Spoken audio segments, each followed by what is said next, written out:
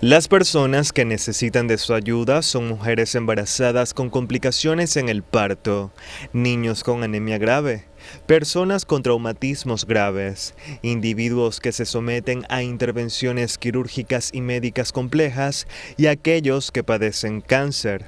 Asimismo, quienes sufren de talasemia y drepanocitosis requieren de donativos. Además, la sangre es la materia prima para la elaboración de elementos de coagulación para hemofílicos. Por su parte, el aporte de glóbulos rojos, plaquetas y plasma que ofrece al sistema es de gran utilidad para el tratamiento de enfermedades específicas.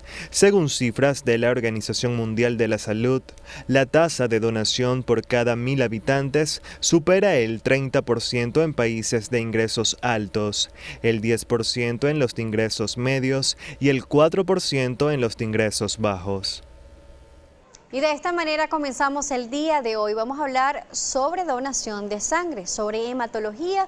Por eso nos acompaña Dani Golindano, hematólogo. Un gusto recibirlo. Gracias por la invitación. Gracias por estar con nosotros el día de hoy aquí en nuestro espacio. Buenísimo. Vamos a hablar de donación de sangre porque justamente en junio se crea conciencias y campañas sobre la donación de sangre. Hay muchos mitos, muchas realidades que lo envuelven y también muchos temores de las personas en donar sangre. Correcto. Vamos a hablar primero por qué es tan importante. Veíamos, salva muchas vidas y además en emergencias son sumamente importantes. Sí, fíjate, la donación de sangre, como muy bien lo decía la pauta en la entrada, de un 30 a un 36% en los países de desarrollo está el énfasis o el hincapié en la donación. Indiscutiblemente, donar sangre es salvar vidas.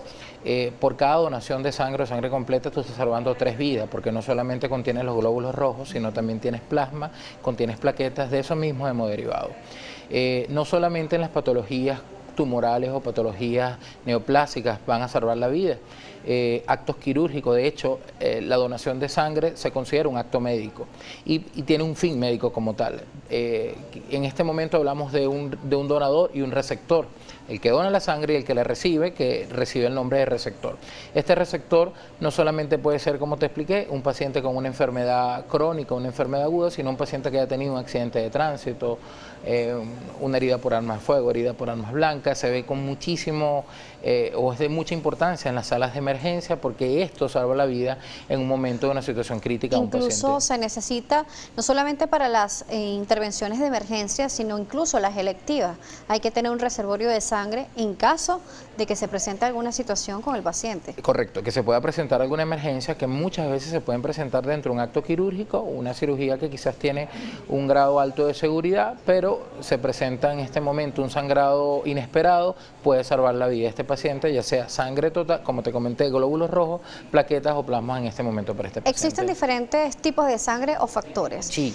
Nosotros cuando hablamos del tipo de sangre decimos, por ejemplo, A, B, AB, O, positivo o negativo, y utilizamos el factor de la sangre. El RH. El RH decimos, por ejemplo, una persona es AB, RH positivo. ¿Qué significa el RH? El RH es una proteína, una estructura proteica que se encuentra por encima del glóbulo rojo. Que tiene todo tipo de sangre. Que tiene todos los, tienes la RH positivo cuando está presente y RH negativo cuando no está presente. Okay. Y por eso esta característica. Y los glóbulos y el componente de los demás grupos también son proteínas que se van a encontrar en la superficie, le dan la característica, la identificación a cada uno de estos grupos. Esto fue descubierto en el año 1814. Karl Lannister, un austriaco, pudo determinar los glóbulos, la determinación de los glóbulos rojos, y esto pudo salvar muchísimas vidas. ¿Qué significa tener o no tener el RH, siendo positivo o negativo? Fíjate, aquí lo que vamos a tener la interacción específicamente de esta proteína, tener el RH,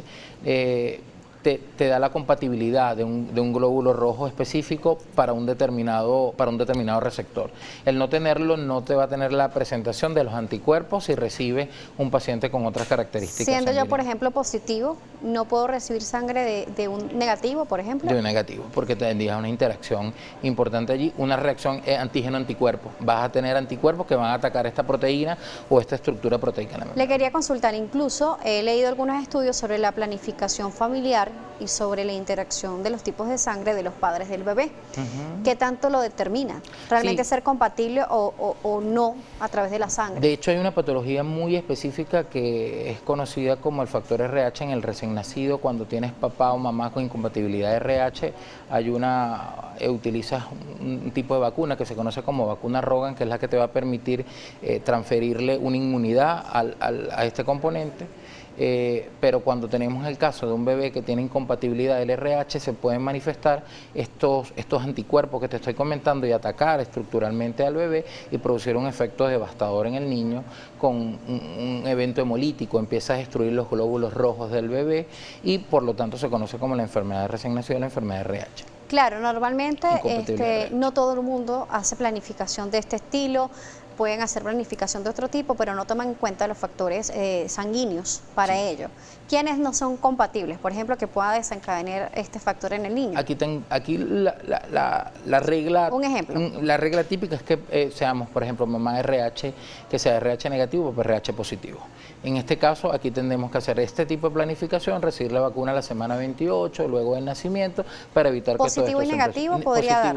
Positivo y negativo se podrían dar. Pero en este positivo caso, y positivo y negativo y negativo. No hay ningún problema. Perfectamente. La incompatibilidad, que sea incompatibilidad de RH, de papá y mamá, pueden tener esta afectación. Vamos a hacer una pausa aquí en Noticias Globovisión Salud. En la próxima parte vamos a conocer sobre los factores sanguíneos y también sobre la donación de sangre. Quiénes son dadores universales y quiénes son receptores universales y cómo es esa interacción también en la donación de sangre. Seguiremos conversando con Dani Golindano, hematólogo, sobre este tema. Ponemos las redes a su disposición, @salud_gb. Allí vamos a estar quintando también la entrevista a través de nuestro canal de YouTube. Ahí en el link podrán ver lo que presentamos para ustedes y a través de Instagram, poner en vivo por Daniela J. Salas. También se puede conectar en este momento y hacernos preguntas a través de esta vía. Ya regresamos con más.